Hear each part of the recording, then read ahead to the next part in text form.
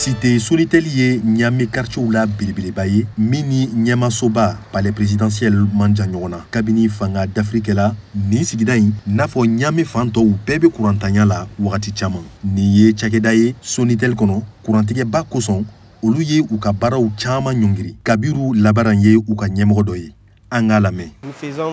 Ni wagati na gɛlɛya caman bɛ an kan an ka baara kɔnɔna na kurantigɛ ye a sababu ye tile kɔnɔ a ka gɛlɛn an ka se ka ɛri 2 ɲɔgɔn sɔrɔ ni kuran ye ka sɔrɔ a ma tigɛ wagati bɛɛ lajɛlen kuran bɛ taga a bɛ na o bɛ an ka baaraw sumaya kosɛbɛ kosɛbɛ. Bobiel fana quartier kɔnɔ ni ɲɔsi machine in de bɛ musow caman jigi don nka sisan a ka baaraw dɔgɔyalen don an nana a sɔrɔ kamalen in bɛ ka a teliya ka muguw bɔ yanni kuran ka taga tuguni ni kuran ye ɛri 5 kɛ tigɛli la a bɛ ɛri 1 walima 2 dɔrɔn de di maaw ma ni ka tigɛ tuguni dɔgɔtɔrɔsow la a bɛɛ ye gɛlɛya kelen in ye kurantigɛba bɛ ka fiɲɛ don gurupuw caman na Tuzo ye banabagatɔ soma ye a ko nin kurantigɛba in tɛmɛna CEDEAO ka ɲanginin kan. Ne kɔni t'a dɔn nin ko in ye suguya min ye dɔgɔtɔrɔso la yan gurupu tɛ sɔn wagati si banabagatɔ bɛ ne yɛrɛ bolo yan nka funteni bɛ fan bɛɛ baara tɛ ka se ka kɛ ka sɔrɔ Nigeria ani Niger a bɛɛ ye jamana kelen an bɛɛ ye jamanaden kelen. Joël fana ye dumuni feerelaba ye a ko a ka feerefɛnw bɛɛ galalen bɛ a bolo ni wagati in na. Tiɲɛ na kurantigɛba in a ye anw bana yɛrɛ de ne yɛrɛ kɔni a ye ne la bin kosɛbɛ kosɛbɛ sabula ne n ka sannikɛlaw bɛɛ pɛrɛdi sannikɛla fosi tɛ n bolo nin wagati in na sufɛla bɛɛ kuran tɛ ni kuran dun tɛ yen baara tɛ se ka kɛ sannikɛlaw tɛ dibi fɛ a man di maa si ye ka dumuni kɛ dibi la u tɛ dibi fɛ hali dɔɔni n'a ko kɛra o cogoya la ne bɛ se ka mun kɛ an bɛ clientw deli de wagati bɛɛ an bɛ sannikɛlaw deli de wagati bɛɛ k'u kana taga u k'u sigi dɔɔni kuran bɛ na nka u bɛ mɛn kuran tɛ na an tɔra an b'a kɛ cogo min.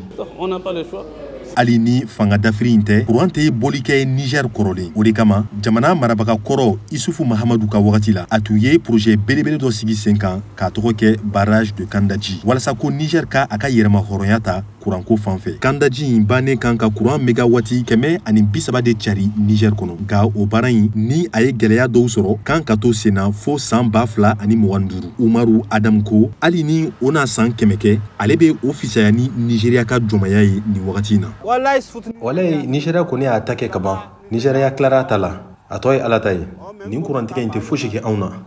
anw degilen don kurantanya la kɔrɔlen don min na ni an fana ka barasi banna an n'a ye ni Nigeria na nin ɲɔgɔn kɛ an na tuguni anw ko Niger ni Nigeria bɛɛ ye filani nin kurantanya in tɛ fosi kɛ anw na an degilen kɔrɔ don a la. Ka sɔrɔ kalo tɛmɛlen kɔrɔ Mohamed Bazoum ye kuranso kura dɔ dakun fɔlɔ di inauguration de la centrale solaire photovoltaïque de Gorubanda o min ni a baaraw daminɛna na kuran di maa ba 100 ɲɔgɔn ma Niamey ni a dafɛ dugunuw la dakun fɔli di senfɛ Europe tɔnba ka kɔkanko ɲɛma Joseph Borrell ni Faransi ka lasigiden Niger Sylvain Ité tun bi kɛnɛ kan sabula Faransi ka cakɛda AFD de tun ye juru don Niger la euro miliyari 23 ni buruburuni walasa ka baara in waleya wari fankelen tun nira Europe tɔnba fɛ fufalaki euro miliyari 5 Niger yɛrɛ tun ye CFA miliyari 1 di Joseph Borrell tun ye a ka nisɔndiya yira o don in na ni utukalo in tile 25 central kura in kan ka a ka baaraw daminɛ nka o waleyali bɛ sɔn ka gɛlɛya sabula Europe tɔnba ni Faransi kelen bɛ ka u ka baaraɲɔgɔnya ɲɔngiri ni Niger ye fɔlɔ